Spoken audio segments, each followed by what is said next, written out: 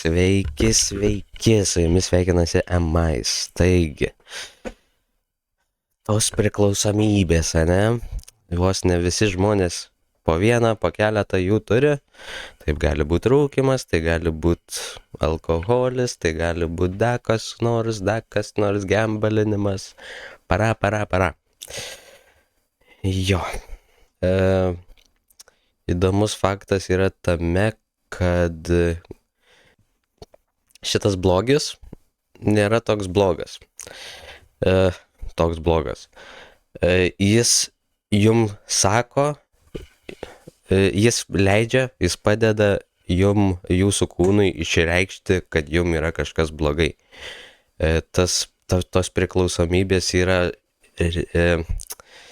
ženklas, kad jūsų kūnui, jūsų protui, jūsų sielai ryšys yra kažkur nutrūkęs.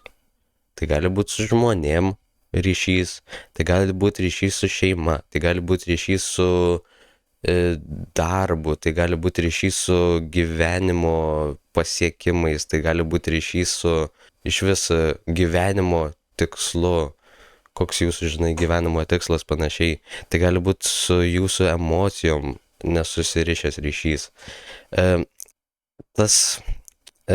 Tos nepriklausomybės tiesiog rodo, jog jum yra su kažkuo sunku. Tai tas ryšys, tiesiog, tai jum yra tiesiog toksai, nežinau, kaip čia pasakyti, žindukas, čiulptukas, kaip vaikam, pavyzdžiui, būna, kad jum skausmas būtų mažesnis, jums tas ryšio nutrūkimas būtų mažiau nereikalingas, bet mažiau tiesiog toks tvirtas jausmas, toks tvirtas nemalonus jausmas, kad jis būtų šiek tiek numalšintas. Ir tai suprasti yra tiesiog svarbu, nes tai nereiškia, kad, kaip čia pasakyti, tai nereiškia, kad jūs pajamat ir jau čia ydą turit, jau viskas, nepriklausomybė, jau viskas, jūs esat blogas žmogus, ar kažkas dar. Ne, tai reiškia, kad jūs turit problemų. Visi žmonės turi problemų.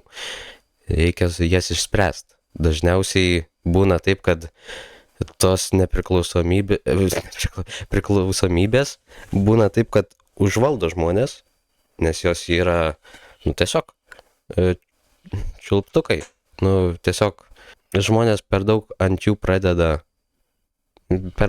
jais, tais priklausomybėmis pasitikėti. Ir tiesiog nukrenta į tokią skylę ir iš jos neišlipa. O išlipimas yra, o kopėčios yra toje pusėje, kur yra tiesiog jūsų įdedamas darbas į save. Tai reiškia pažinti save, atkurti tą ryšį su kažkuo, su kuo yra nemalonu šiuo metu. Ir, nežinau, man tai sunku galbūt kalbėti, kaip ten viskas vyksta ar panašiai, bet tiesiog, jeigu matot kažką rūkantį, kažką alų geriantį, panašiai, tai žinokit, kad tai nėra natūrali žmogaus būsena. Galbūt taip pat darot. Ir tai tiesiog reiškia, kad kažką biški raminat, tais veiksmais kažką biški raminat, kas jums neduoda ramybės. Ir paimti ir tiesiog su tuo padirbti gali būti ilgalaikiui, tiksliau, ir bus ilgainiui ir sveikiau, ir mažiau skaudės, ir paskui sveikatai dar geriau.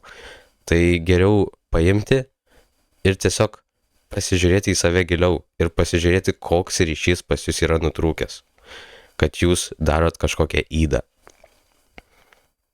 Visi daro žmonės ydas, visi pagerėja, visi pablogėja, mes visi žmonės.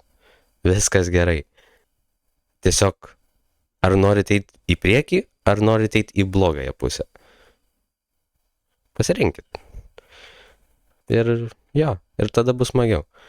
Aš einu žiūrėti filmą dabar. Kaip ir sakiau prieš 2 epizodus.